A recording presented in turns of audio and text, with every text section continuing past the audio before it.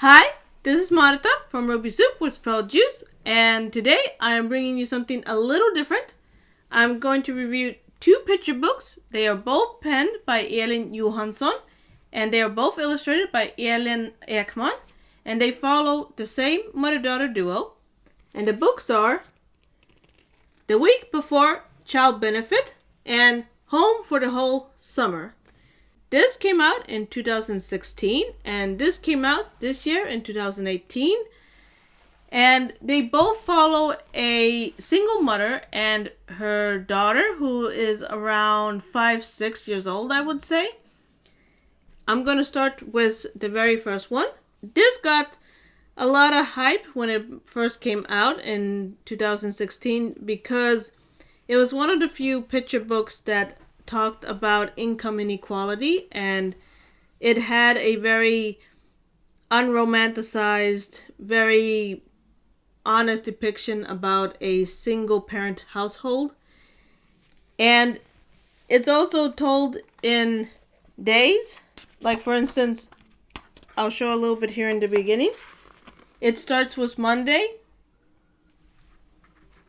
and then as the book continues, and for instance, we end up here, Tuesday, on the next page. And then down the road, we are at Wednesday. So it is a countdown to when the child benefit will arrive. So the reader gets to count down to that moment when the benefit arrives together with the mother. Since it's from a child's point of view, it has like this sense of naivety and not quite always understanding why things are happening the way they are. And the pictures really help out there. We see the mother's anxiety and frustration and nervousness through the illustrations, because the text is very much just in the daughter's head, and the mother's experience comes through in the pictures. So that this is in a picture book works really well, because both the pictures and the text, they tell the same story but from very different points of views, and when they are combined, they really work. And it looks a little bit like this. Elin Ekman, she also does a comic strip of the pictures in here. It's a little bit too similar to her comic strip, but otherwise it's really detailed and really well done.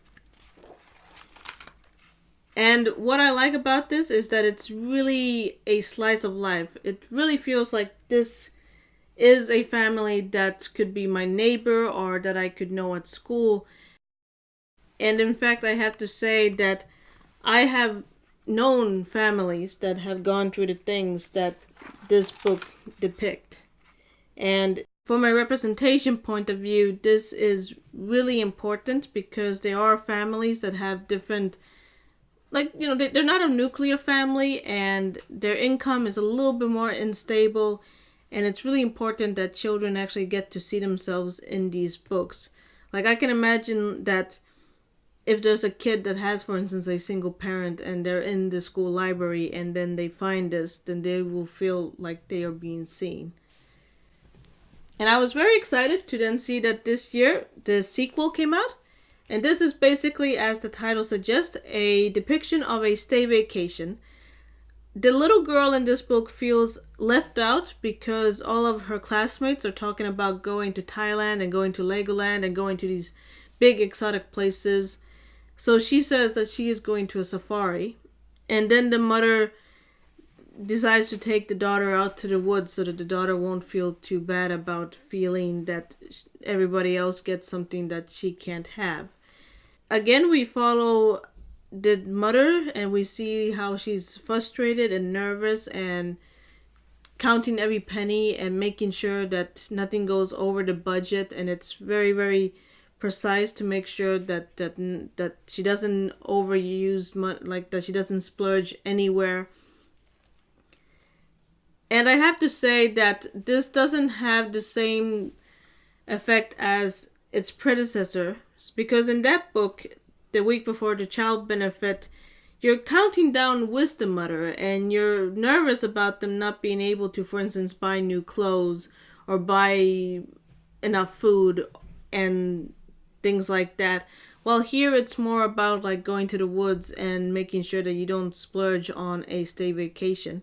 And while that most certainly is also worth telling and a story worth talking about, then it doesn't have the same emotional gut punch that this had. But I will say that this book has a really good twist, and it had a twist that I did not see coming that makes rereading this really rewarding. So I think this is definitely a sequel worth checking out.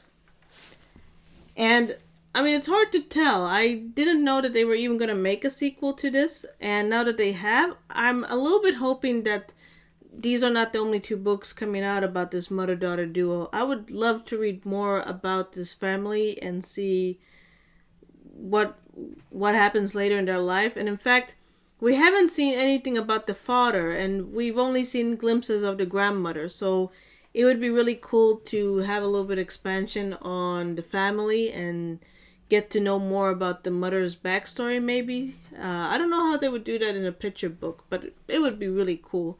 And there's so many other situations where children experience income inequalities. So I definitely think that there's still stories to be told with this mother-daughter duos.